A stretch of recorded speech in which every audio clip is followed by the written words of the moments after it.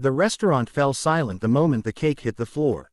Frosting splattered across the polished tiles. The candles rolled away, still flickering weakly as if trying to hold on to the celebration that had just been destroyed.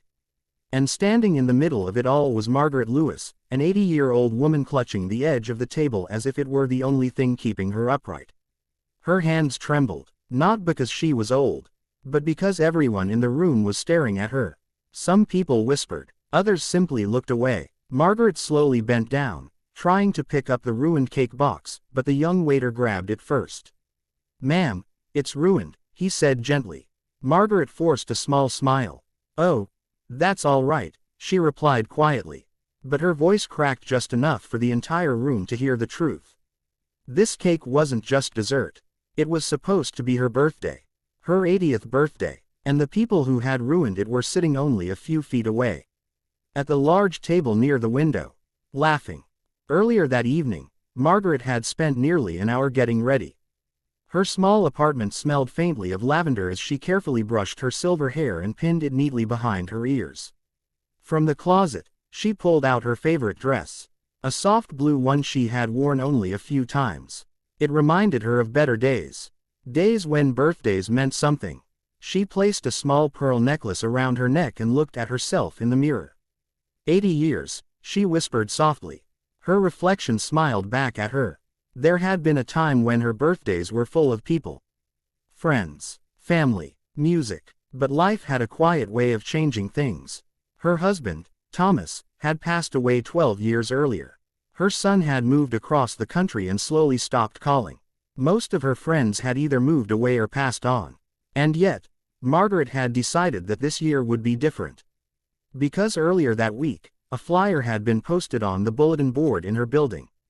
A local restaurant was offering a free birthday dessert for seniors celebrating their birthday that week. Margaret had stared at the flyer for several minutes. Then she quietly wrote the address on a small piece of paper. It wasn't about the free dessert. It was about not spending her birthday alone. The restaurant was warm and lively when she arrived. Soft music played in the background. Couples chatted over dinner. Families laughed around large tables. For a moment, Margaret simply stood near the entrance, taking it all in. The sound of people enjoying themselves felt comforting, like stepping into a memory. A young hostess greeted her with a friendly smile. "Good evening. Table for one." Margaret nodded politely. "Yes, please." The hostess led her to a small table near the center of the room. It wasn't fancy, but Margaret didn't mind. She ordered a simple meal and spent the evening quietly enjoying the atmosphere, occasionally watching other people celebrate their own moments. When she finished dinner, the waiter approached her with a warm smile. "Happy birthday, Margaret," he said. She looked surprised. "How did you?" He pointed toward the flyer she had mentioned earlier. "You told the hostess when you came in." Then he disappeared briefly and returned holding a small cake with a single candle.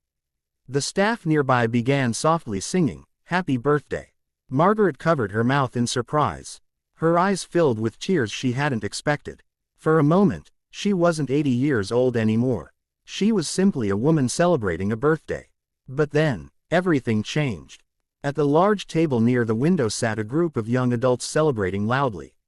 Designer clothes, expensive watches, champagne bottles scattered across the table.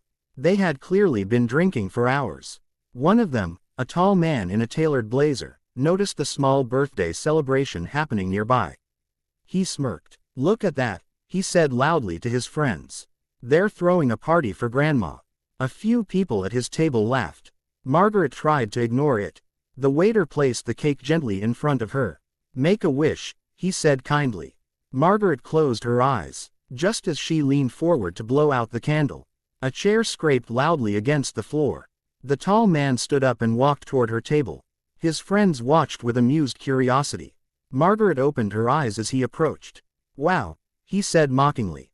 80 years old. Margaret looked confused. "Yes, tonight." The man shook his head dramatically. "That's impressive." Then his smirk widened. "But don't you think you're a little old to be celebrating birthdays in public?" The room grew quieter. Margaret blinked slowly. I'm sorry." The man leaned closer to the table. "You heard me," he said casually. "Most people your age stay home." A few nervous laughs came from his table. Margaret's fingers tightened around the edge of the tablecloth. "I'm just having dessert," she said softly. But the man wasn't finished. He glanced down at the cake. "Free birthday cake for seniors, right?" He chuckled. "Guess they'll give anything away to fill seats these days." The waiter stepped forward immediately. "Sir, I'm going to have to ask you." But before he could finish, the man reached forward and flicked the edge of the cake box with his finger. The box tipped. The cake slid off the plate. And a second later, it hit the floor. The sound of it landing echoed through the quiet restaurant. For a moment, nobody moved. Margaret simply stared at the floor, at the candles rolling slowly across the tile, at the frosting spreading across the ground like something fragile had just been crushed. The man shrugged. "Oops." His friends burst into laughter. The waiter looked furious. "Sir, you need to leave immediately." But the man just turned and walked back toward his table, still laughing.